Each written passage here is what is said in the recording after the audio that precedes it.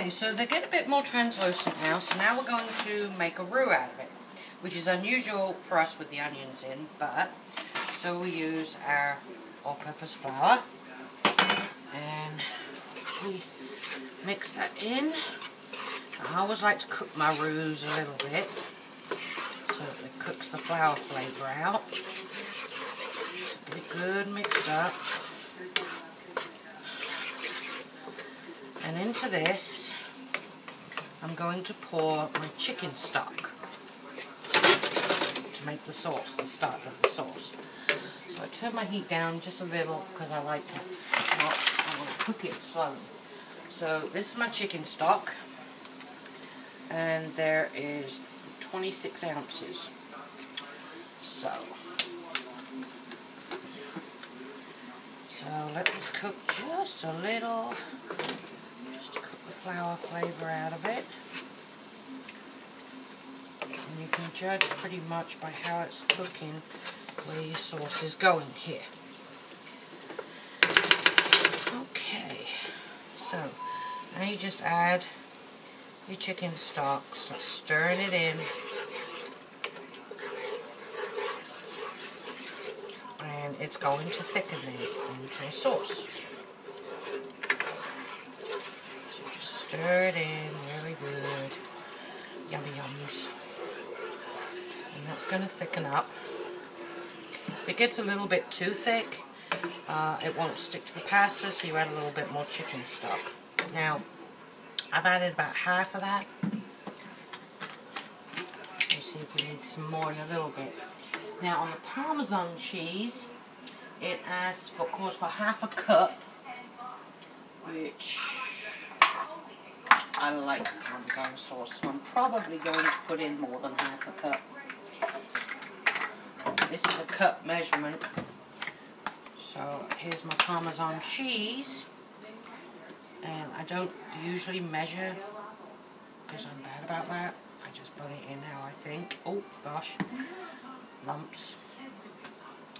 So once this thickens up, which now I'm going to turn it up a little bit to get it to bubble up a little bit and thicken. And the cheese will thicken it a bit too.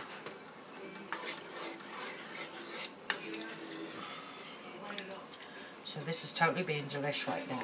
In the meantime, I'm going to get my mushrooms and I'm going to start them in another pan.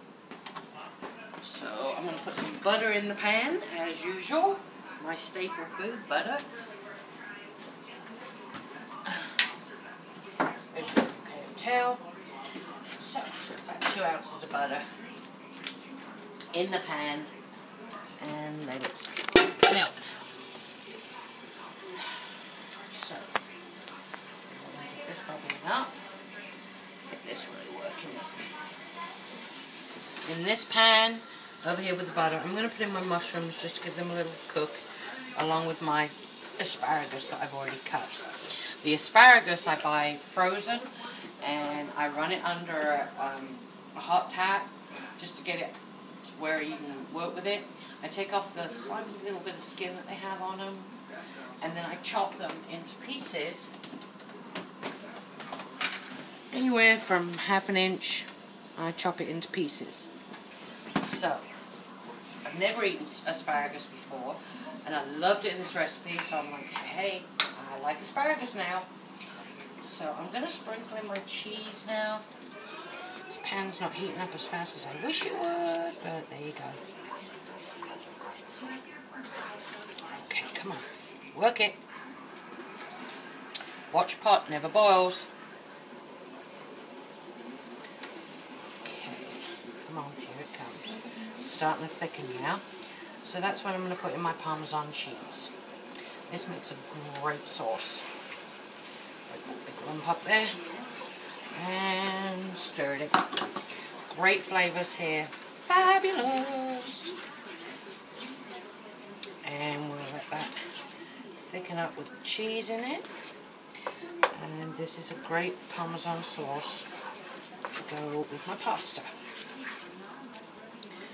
So I hope you all try this out because it's really good. Oh, there it comes to a boil just when I didn't want it to. And as you can see, it's getting thicker. And it's thickening up a bit. This is really good. So I'm going to put this to one side because I'm going to be pouring it into the big pan. So, and now I got my butter. And it says 4 ounces mushrooms, but I put in 8 ounces because I made a big whole bag of Rotel on it. So here I'm going to be putting my mushrooms in. Some I have to beat a little bit because they're too big. They're cut too big. Because I don't want big hunks of mushroom in it. So, get these to boiling away. And beat a few of them as you do it to break them up. Oh man, come on. I'll go with my flame thrower stove again. Now, oh, that's a big one. So we'll break them into smaller pieces. Yeah, we're good. Oh. Oh. I got this recipe offline because I love the prime rib pasta. What I use for the meat is I usually get a roast and I marinate it in a mixture of spices, a bit of Worcester, salt and pepper. Oh, what else do I use? A bit of powdered garlic, a bit of paprika, some, you know, just anything to make that meat good and spicy. If you find a marinade that has like a good deep rich flavour, then you can use that. Okay, get the onions to working. I also have my meat. This is how I cut it up after I got the roast. So I cut my meat up. And then also in this recipe is sun-dried tomatoes, which I've already cut up. So once this starts to go, it's getting really good. The recipe has certain ways you're supposed to do stuff, but as you know, I've never done anything the recipe says. Okay, so getting these mushrooms going. This is so good. And I've already cooked my pasta. It's pen pasta. It's really good. So that's waiting to go in once I get it all together. Oh, it's smelling delicious. Nothing like onions and mushrooms. Okay. Bung in my sun-dried tomatoes.